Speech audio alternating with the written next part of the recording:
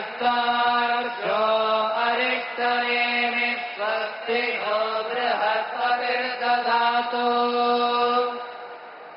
भद्रं कर्णेभिः शृणुयाम देवाः भद्रं पश्येमाक्षभिर्यजत्राः स्थिरैरङ्गैस्तुष्टुवां दत्तनोभिर्व्यहदेम देवहि यदायुः तत्संयोगाधीमहे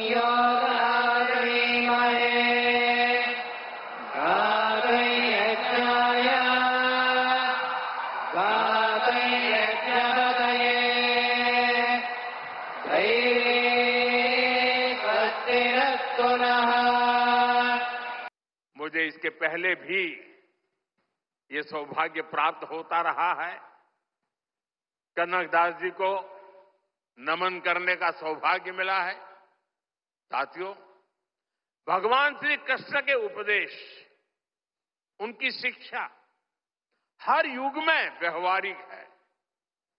गीता के शब्द सिर्फ व्यक्ति नहीं, राष्ट्र की नीति को भी दिशा देते हैं। भगवत गीता में श्री कृष्ण ने सर्वभूत हिते रताः ये बात कही है। गीता में ही कहा गया है, लोक संग्रहम एवापि संपश्यन कर्तुम अहर्षि।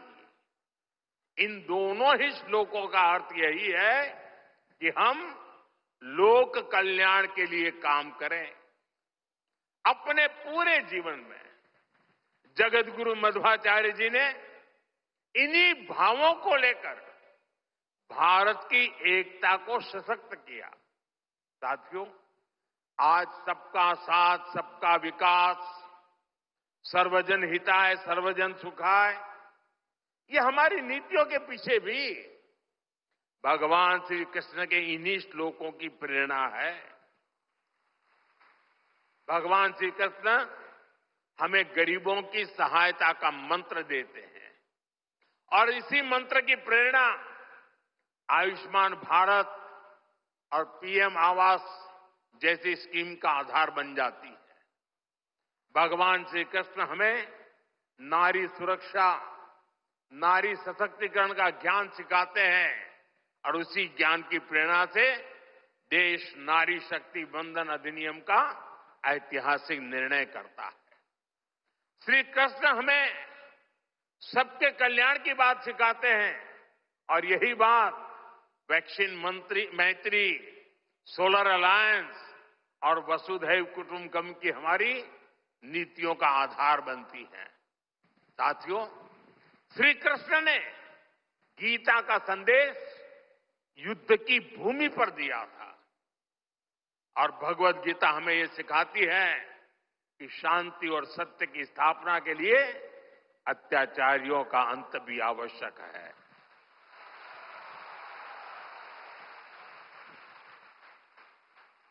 राष्ट्र की सुरक्षा नीति का मूल भाव यही है। हम वसुधैव कुटुंबकम कहते हैं और हम धर्मो रक्षति रक्षितः का मंत्र भी दोहराते हैं। हम लाल किले से श्री कृष्ण की करुणा का संदेश भी देते हैं और उसी प्राचीर से मिशन सुदर्शन चक्र की उद्घोषणा भी करते हैं। मिशन सुदर्शन चक्र यानी देश के प्रमुख स्थानों की, देश के औद्योगिक और सार्वजनिक क्षेत्रों की सुरक्षा की ऐसी दीवार बनाना जिसे दुश्मन भेद न पाए और अगर दुश्मन दुस्साहस दिखाए तो फिर हमारा सुदर्शन चक्र उसे तबाह कर दे।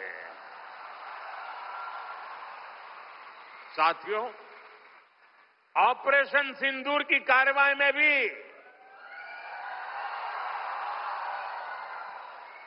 देश ने हमारा ये संकल्प देखा है। पहलगाम के आतंकी हमले में कई देशवासियों ने अपना जीवन गंवाया। इन पीड़ितों में मेरे कर्नाटका के भाई बहन भी थे, लेकिन पहले जब ऐसे आतंकी हमले होते थे तो सरकारें हाथ पर हाथ रखकर बैठ जाती थी। लेकिन ये नया भारत है, ये न किसी के आगे झुकता है,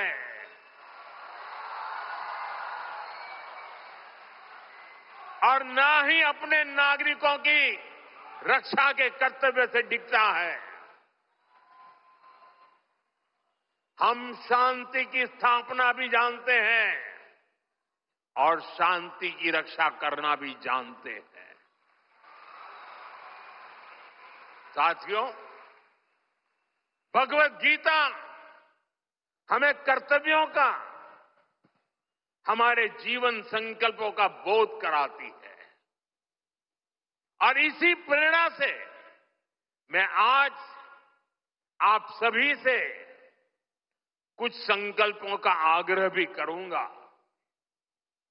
ये आग्रह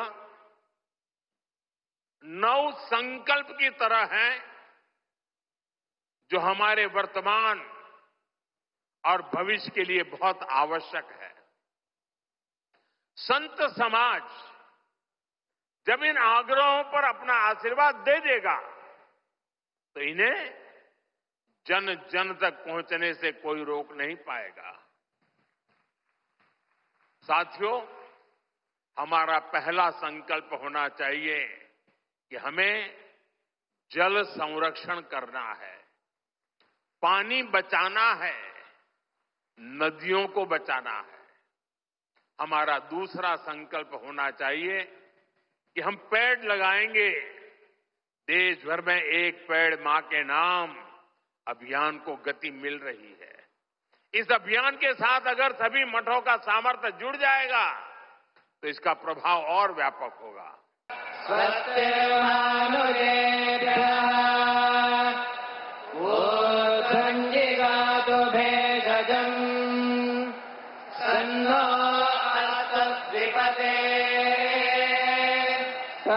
चतुष्पदे शांता पृथिवी दिवमंतरिक्षं द्योर्नो भयनो अस्तु विवादिज हरिज उद्दिगो नापो विश्वतः परिवान्दु सर्वतः शान्तिः शान्तिः शान्तिः।